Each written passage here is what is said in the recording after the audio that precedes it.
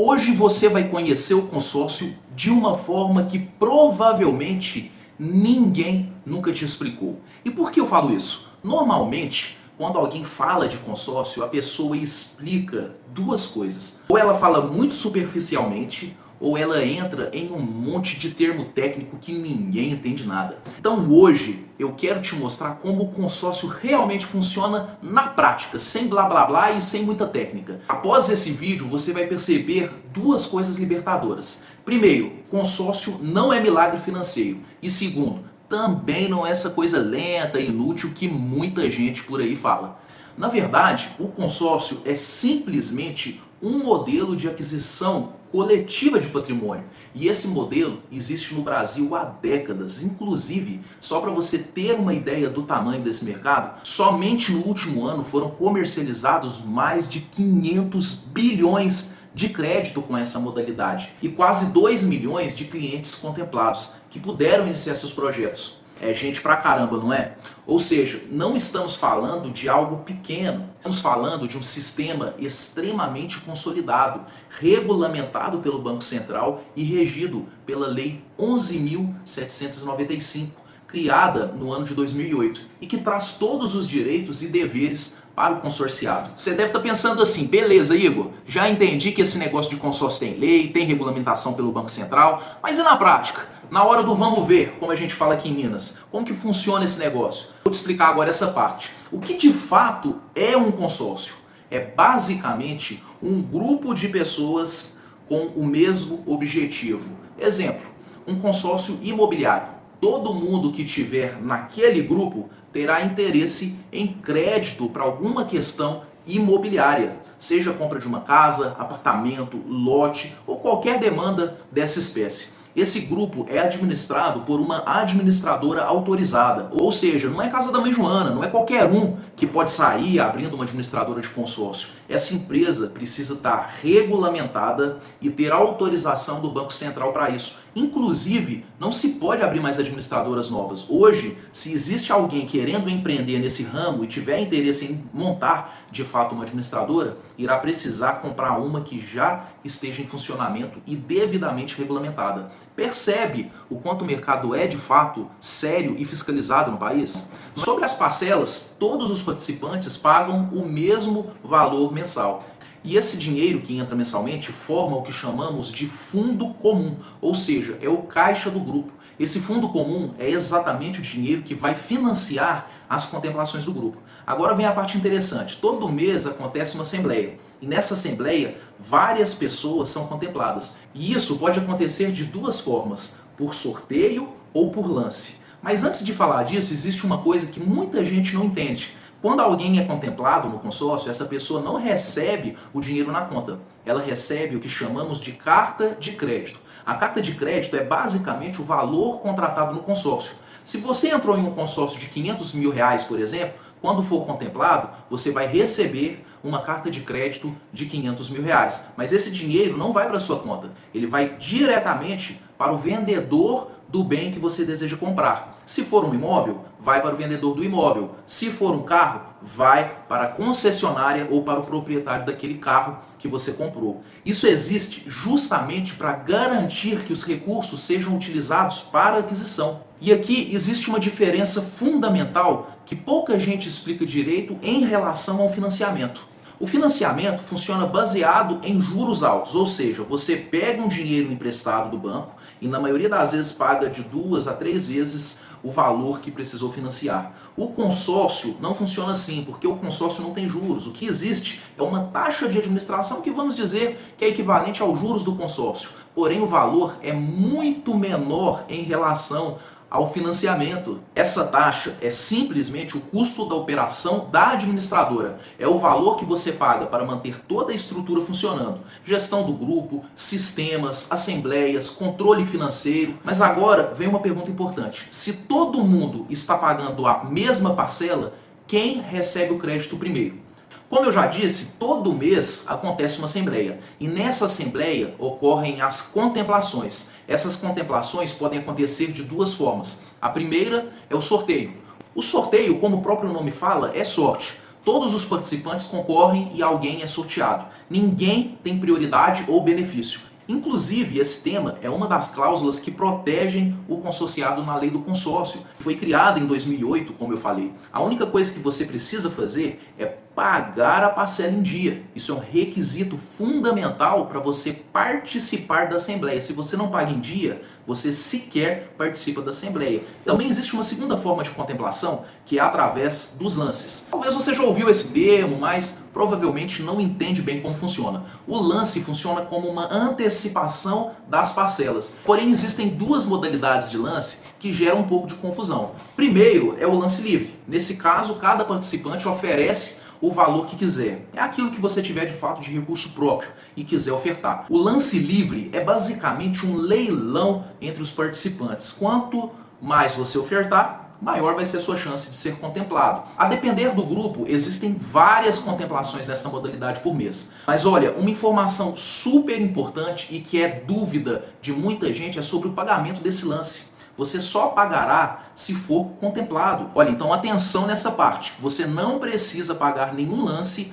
antes de ser contemplado. Se alguém está te cobrando pagamento antecipado ou antes da Assembleia por lance, sai fora que é golpe. Após a contemplação, você vai ter entre 2 a 5 dias úteis para pagar o lance. Cada administrador estipula um prazo, mas em média não foge disso. A segunda forma de lance é o que chamamos de lance embutido. Talvez você também já ouviu esse termo, mas provavelmente não sabe direito como funciona. Nessa modalidade, a administradora define um percentual específico, por exemplo, 30%. Todas as pessoas que quiserem ofertar o lance embutido vão ofertar o mesmo percentual e vão concorrer entre si. Esse é um conceito, inclusive, que muitas pessoas não entendem. O lance embutido é quando você utiliza parte da própria carta de crédito como lance. Por exemplo, uma carta de crédito de 500 mil reais, aí você usa o lance embutido que equivale a 30% desse crédito, ou seja, 150 mil reais. Se você for contemplado, você recebe a diferença, que seria 350 mil reais, para comprar um imóvel. Você paga o lance com parte do próprio crédito. Mas aí eu sei que você deve estar pensando assim, tá, Igor, mas se todos vão ofertar a mesma porcentagem, quem vai ser contemplado? Essa pergunta é recorde aqui na empresa, eu recebo ela quase todos os dias. E funciona da seguinte forma: as pessoas contempladas serão aquelas que estiverem mais próximas da cota contemplada por sorteio. Então vamos imaginar o seguinte cenário: a cota contemplada por sorteio foi a cota de número 10. Automaticamente, as cotas contempladas pelo lance embutido serão aquelas que ofertarem essa modalidade de lance e estiverem mais próxima da cota número 10. Por exemplo, a cota número 9, a cota número 11, a cota número 8, a cota número 12. Sempre uma cota abaixo e uma outra acima da cota contemplada por sorteio. Aí, a quantidade de contemplados vai depender da saúde financeira daquele grupo e do saldo do fundo comum. Existem grupos, por exemplo, que contemplam 20, 30, 40 consorciados por mês nessa modalidade. Outros contemplam apenas 3, 5. Por isso sempre falamos que consórcio não é tudo igual. É importante escolher uma boa administradora, um bom grupo. Sabe por quê? Não é toda administradora que é boa e nem todo grupo. E isso no longo prazo vai impactar demais na sua estratégia de contemplação. Uma outra pergunta que eu recebo, na verdade nem é uma pergunta, é quase uma afirmação, é a seguinte: beleza, o lance embutido acelera a contemplação, porém eu vou precisar pagar parcelas sobre um crédito de 500 mil reais, sendo que eu vou ter acesso a apenas 350 mil reais, aí não compensa. E eu afirmo para você que não, você não vai pagar. Quando você oferta o lance embutido e você é, obviamente, contemplado, o seu crédito é reajustado para o valor que irá sobrar após o pagamento do lance, assim como a sua parcela. Você vai pagar uma parcela proporcional ao crédito que irá receber. O que ocorre, na verdade, é que você paga um pouco mais de taxa de administração. Em um consórcio sem o lance embutido, por exemplo, você vai pagar em média 1,50% ao ano. Usando o lance embutido, sua taxa sobe para 1,80%, 1,90% ao ano. Ou seja, uma diferença menor que 0,5% ao ano. Na minha visão, sendo bem franco, compensa demais você usar essa modalidade, pois você vai estar comprando tempo de contemplação. Sem falar que hoje qualquer aplicação simples de renda fixa que você deixa o seu dinheiro, você recebe 12% ao ano. Aí eu te pergunto, o que é 0,5% ao ano comparado a isso? Olha, agora falando um pouco dos custos do consórcio, além da parcela, normalmente existem dois componentes importantes. O primeiro é o fundo de reserva. O fundo de reserva serve como proteção do grupo. Se algum participante parar de pagar, esse fundo ajuda a manter o funcionamento do consórcio. A finalidade dele é manter o grupo com saúde financeira, do início ao fim. E se ao final do plano esse fundo não for totalmente utilizado, ele é devolvido proporcionalmente aos participantes. O segundo é o seguro. Esse seguro geralmente cobre situações como morte ou invalidez. Se algo acontecer com algum participante, o seguro pode quitar o saldo do consórcio. Ele basicamente serve para te resguardar em momentos difíceis. Imagina se você sofre um acidente e não consegue trabalhar. Você não vai conseguir pagar a parcela na maioria das vezes. É aqui que esse seguro entra e te dá todo o suporte, inclusive quitando 100% do saldo em caso de falecimento. Eu sei, gente, que esse tema é meio ruim, ninguém gosta de falar disso. Porém, como o pessoal fala, é um mal necessário. Agora tem um detalhe que muitas pessoas descobrem só depois que entram em consórcio. Existem dois tipos de grupo. Grupo novo e um grupo em andamento.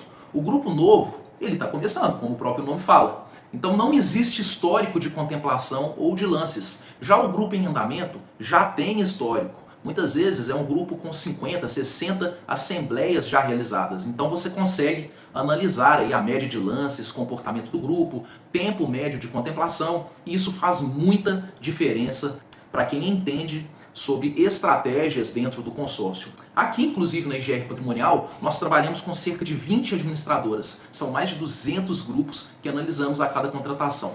Olha, e como eu já disse, existem grupos bons e grupos ruins, administradoras boas e administradoras ruins. E para isso é fundamental que a empresa que for lhe atender não tenha conflito de interesse. O que é um conflito de interesse dentro do consórcio? Seria aquele profissional que só trabalha como administradora, que tem exclusividade. Esse profissional não vai te apresentar o que existe de melhor, até porque ele só tem uma empresa para te oferecer. A tendência é que ele tente te empurrar o que ele tem. Por isso, o interessante é buscar alguma empresa que seja multibanco, que tenha várias administradoras no leque de trabalho delas. Agora deixa eu falar uma coisa com você com muita sinceridade. Consórcio, de fato, não é bom para todo mundo. Sendo muito franco, ele exige duas coisas: planejamento e visão de médio prazo. Quem entra achando que é uma forma rápida de pegar dinheiro pode se frustrar, se não tiver uma boa assessoria junto a um bom planejamento de lance. Mas quem entende a lógica do sistema consegue usar o consórcio de forma extremamente estratégica,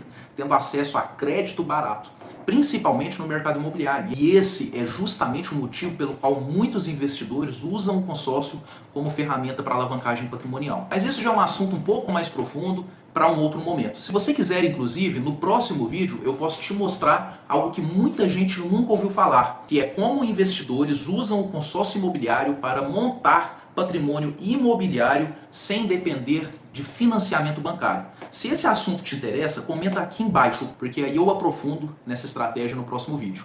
Se você chegou até aqui e gostou desse conteúdo, primeiro eu te peço para curtir e se inscrever no canal. Isso é muito importante para que essa mensagem chegue a mais pessoas que podem estar como você, confusas sobre como funciona, de fato, o consórcio. E também gostaria de dizer que eu posso te ajudar a desenhar isso com mais clareza, sem pressa e sem falsas promessas também.